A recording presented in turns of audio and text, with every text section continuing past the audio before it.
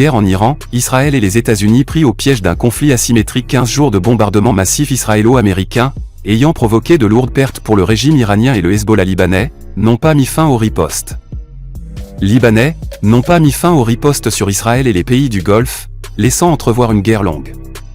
La soirée et la nuit de mercredi 11 à jeudi 12 mars ont été particulièrement éprouvantes pour les habitants du nord d'Israël.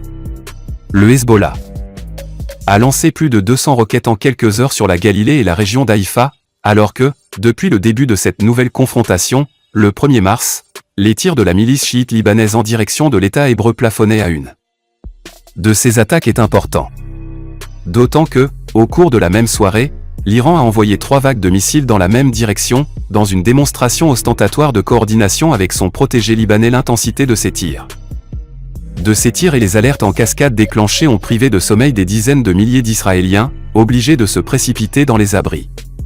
Les rumeurs sur la mort du Hezbollah étaient exagérées, écrit Amos Harel, l'analyste militaire du quotidien israélien Haaretz. L'organisation est plus faible qu'il y a 2 ans, mais elle est en direct guerre au Moyen-Orient. Washington offre une récompense de 10 millions de dollars pour des informations sur le sort des dirigeants iraniens, dont le guide suprême. Au 14e jour du conflit régional, un premier militaire français a été tué dans la région d'Erbil.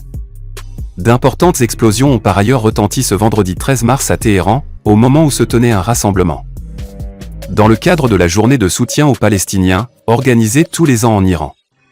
Plusieurs explosions ont été entendues à Tel Aviv.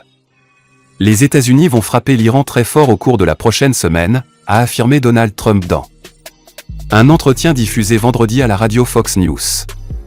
Le président américain a également affirmé que la marine américaine pourrait effectuer des escortes de pétroliers à travers le détroit d'Ormuz après les menaces des dirigeants iraniens de le bloquer. Lors d'une conférence de presse à l'Élysée, où il a reçu Volodymyr Zelensky, Emmanuel Macron a réaffirmé que la position de la France est purement défensive au Moyen-Orient. Un soldat français a été tué au Moyen-Orient, le 1er.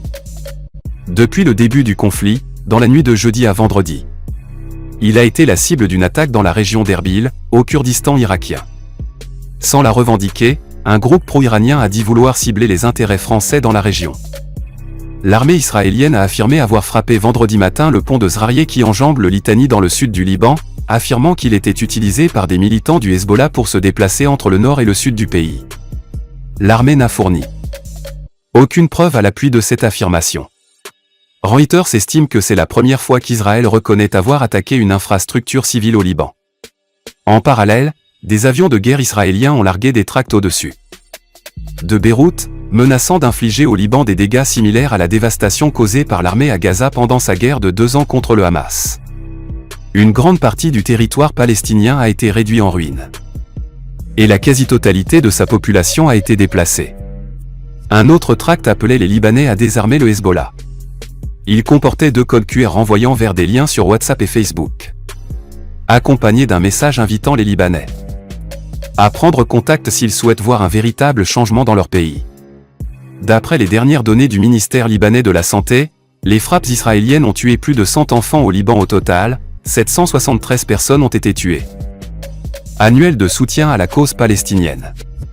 Elles ont fait au moins un mort. Les gardiens de la révolution ont tiré ce vendredi des missiles et drones sur Israël, avec le Hezbollah libanais soutenu par Téhéran. Une opération qui s'inscrit